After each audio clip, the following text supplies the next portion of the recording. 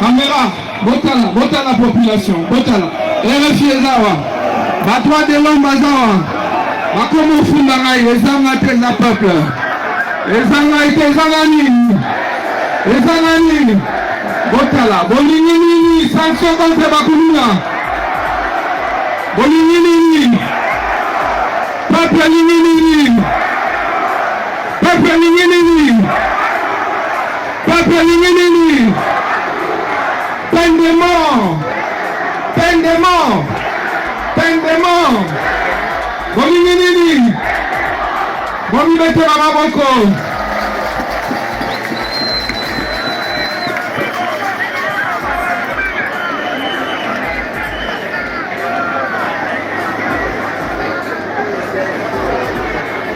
Peuple Lembi Kurina, Peuple Lembi Nini, Bolembi Nini. Est-ce que Kouloune est qui est à Makasi? Bakoma Koboma Batu, Mazoboto la Batu, Biloko na Bango, ma famille est bénétique là-bas, orphelin na ma veuve, Boete, Batu Missou, Batika là-bas, handicapé, Sobimi na Kop, Okutani na Kouloune na Moko, non seulement Boto Yombongo na Oya Kop, na Paponi Opelini. Apaponi mutu abongo ifonini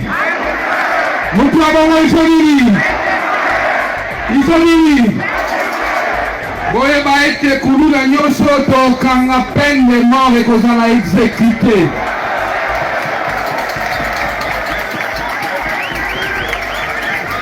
Bolobela bato ya badroit de l'homme wana bolobela bango ete toyebi baje na bango, toyebi nini,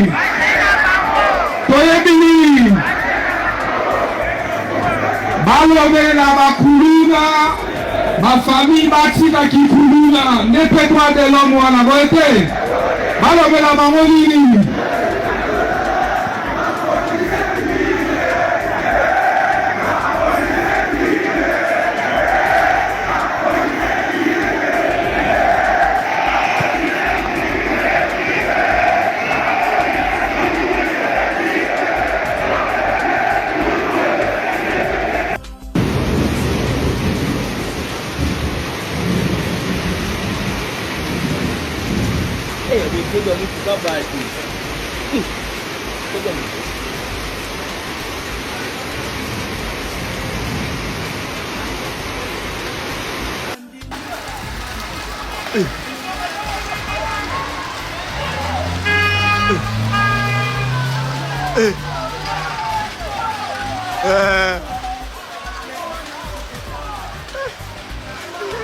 Matete, wakasibiso bana yango bala bomala bayuma.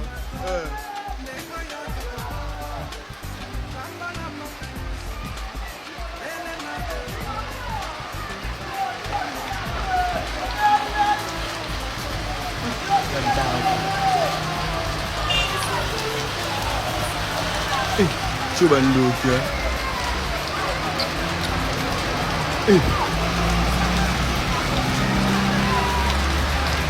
Matete. Kuna pe babundo kilisa. Kuna pe se babunda. Vraiment c'est pitoyable la famille na Sabino Matete vraiment les gars.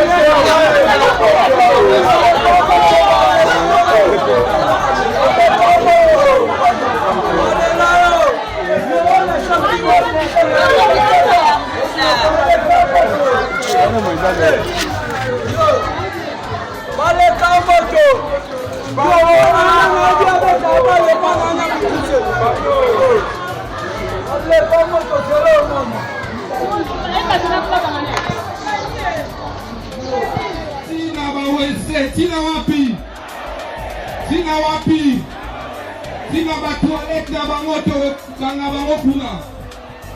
Tokotinda bakuluna nyonso na Angenga wapi? Na Buluo wapi?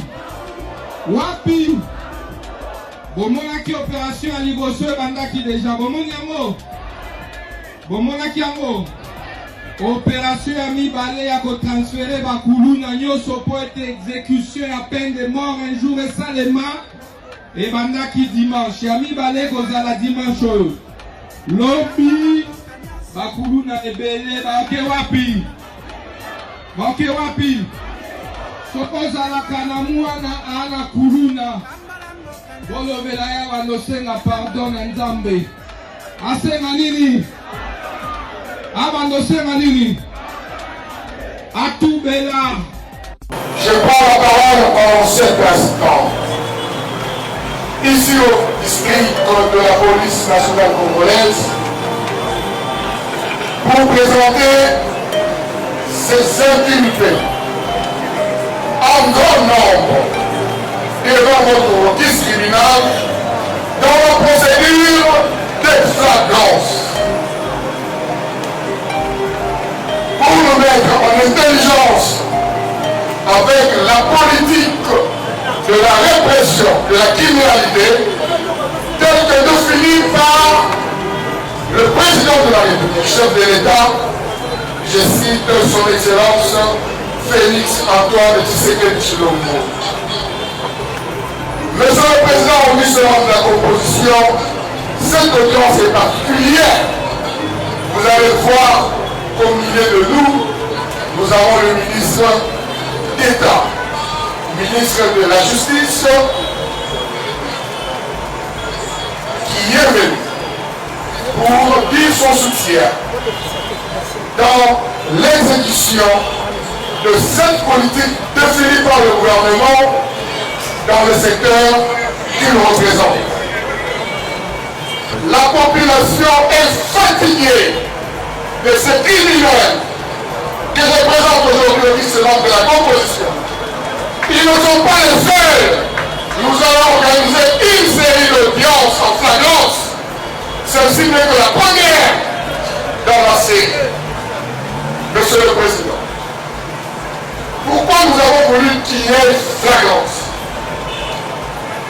Lorsque vous posez la question uniquement sur l'identification, sur l'identité des inculpés, vous avez vu la réaction de la population. Ces gens ont commis des mesures, des crimes terribles. La plupart d'entre eux étaient en cavale, pensant que tout était fini. Ils sont revenus sur leur milieu, sur le lieu du crime. Et voilà qu'ils ont été appréhendés, étant donné que la première publique continuait à courir. Et vous l'avez d'abord, monsieur le Président, devant votre vice-tribunal. Les armes blanches, il y en a combien? Ce n'est qu'une esquisse, ce qui est présenté ici. Les armes blanches et même les armes, je voulais dire, les armes à feu sont utilisées par certains, n'est-ce pas, monsieur le Président, des groupes qui sont complètement ainsi, qui rendent la vie difficile à nos populations dans la cité.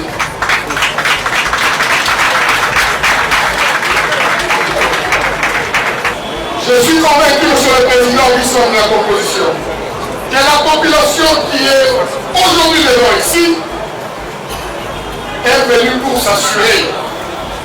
Nous n'avons pas de victimes de façon listée. C'est dans cette population ici, monsieur le Président, qui sont de la Composition, que vous allez voir les victimes s'identifier toutes les fois qu'on appellera les inculpés. Parce que ce sont des criminels qui agissent dans cette cité. Ils sont connus par cette population et beaucoup de gouvernements, monsieur le Président, que vous avez la tâche facile. Parce que je pense qu'on appellerait chacun, vous verrez qu'il y aura ces victimes qui vont se présenter pour dire voilà, moi j'ai été victime de ci, de cela. Je fais la présentation générale, monsieur le Président. Je ne vais pas revenir sur le nom de chacun. nous sommes en procédure de flagrance, qui veut que les faits soient présentés devant le tribunal pour que ces faits soient décortiqués et par le ministère public, et par le tribunal, et par les partis en présence ensemble. Mais de façon laconique, Monsieur le Président. Les 45 que nous avons présentés, il est vrai qu'il y en a 2 ou 3 qui ont été mis hors, dont la procédure a été jugée pour qu'ils soient présentés devant les juges pour enfants. Sur les normes qui restent, Monsieur le Président, il s'agit ici de représentation des ces écuries, Monsieur le Président, qui sont de la opposition, s'affrontent dans la rue pendant la journée pour défier l'autorité de l'État. Mais nous avons dit tout ce tout. L'association de malfaiteurs et d'infraction qui est punie par le seul fait de sa constitution de la peine de mort. Et nous rappelons, Monsieur le Président, qui c'est la composition, que la peine de mort a été ressuscitée dans notre pays. Parce que nous en avons marre de voir notre population être tuée par ces gens qui sont sans nom ni foi. C'est l'occasion pour le vice-tribunal de remettre chacun à sa place. Voilà comment je pense les faits et je me laisse, n'est-ce pas, à la disposition du tribunal pour en découvrir lorsqu'il sera question de présenter chacun, n'est-ce pas, dans les faits qu'il a commis et devant la responsabilité du témoignage et de victimes et de l'enseignant et de toute la population ici présente dans le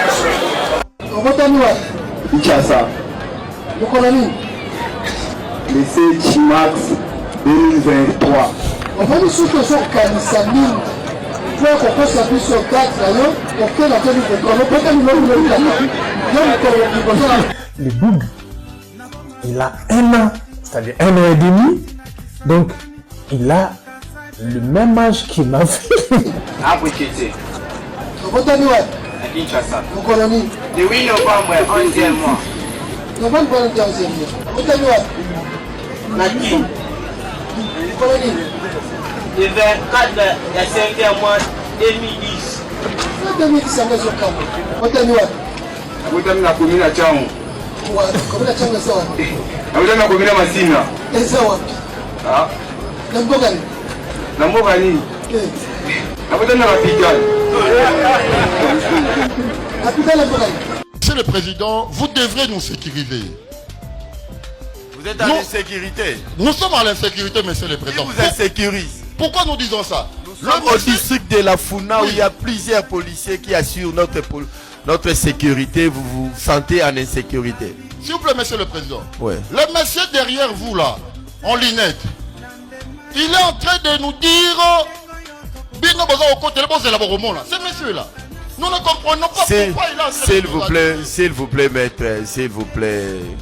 Ça c'est un cas isolé. Avoir ces messieurs-là avec ses limites et votre gabarit, le tribunal ne voit pas comment lui peut vous causer du tort. Non, mais c'est le président. Donc, les Koulouna que le ministère public a déféré devers vous, ils n'ont pas la taille comme moi. Mais soi-disant qu'ils ont menacé, ils ont tué. Soi-disant ou bien ils menacent. C'est juste que là, il n'y a pas encore une décision. Non, le tribunal est vraiment content que vous reconnaissez que même les petites tailles peuvent nuire aux grandes tailles. Mais soyez sécurisés. Il ne peut rien vous faire. Le procureur a déjà pris acte de votre souci. Vous êtes en sécurité. Nous avons confiance au commandant du district de la Funa qui fait bien son travail. Voilà d'ailleurs les résultats. Bravo, monsieur le commandant. la caisse. Yo bakangi yo lobi oyebi etele bakangi bino mibale na makambo ya koyiba boyokana bosala ekiri na bilo po boyiba bato biloko yo mkuto mipesa kombo demo lakisa kono na mawata mungete Papa yansa ko mwana demo mutwe bisingango tenga ite toyoka ngona yo parquet bon balobi ngo ngai ese parquet yebi parquet pa monyo ga lelo ba ifeke no kuna na carte ba benga ko demo bato bagangi wo nga babenga nga demo babenga ko nani kasi po ye babenga ke airboy yo nani Obed gaga sko boni o ibaki telefone ya mwana mwasi wana na mbeli na maboko na ibe telefone te oko tune o ibaki nini kasi na ibe lote susetso ekanga kinga bon bapesa nga mbelio soki eza na bato ba utaka kaluka awa bariyebinga naza mama oyo na binde bayidikaka bana naza na mwana ekirete mwana naza na bakamaradi nde bakendaka ba chantier ayebi mais naza na mwana oyo atambolaka na ndenge molili te. L'argent, c'est l'argent de son ami de la vie. Oui, il y a des questions. Une deuxième question, Monsieur le Président. Oui, à la victime. Avait-elle surpris les prévenus en train de prendre l'argent ou elle a constaté juste après son départ? Voilà. Au moment où il y a ou bien au moment où il a constaté dans le bon moment. Mwana ase lamenté. Ena senga we téléphone na ngai.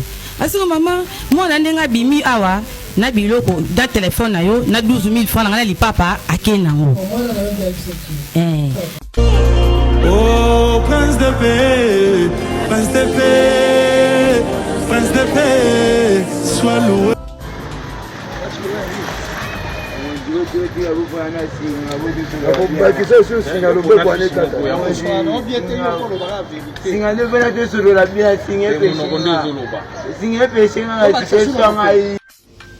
Donc yo nous en avons chokanga yo. Chokanga nga eloko te papa biso tika kuluna l'autre moment bana te toke malembe. Bakanyo ezeba yo.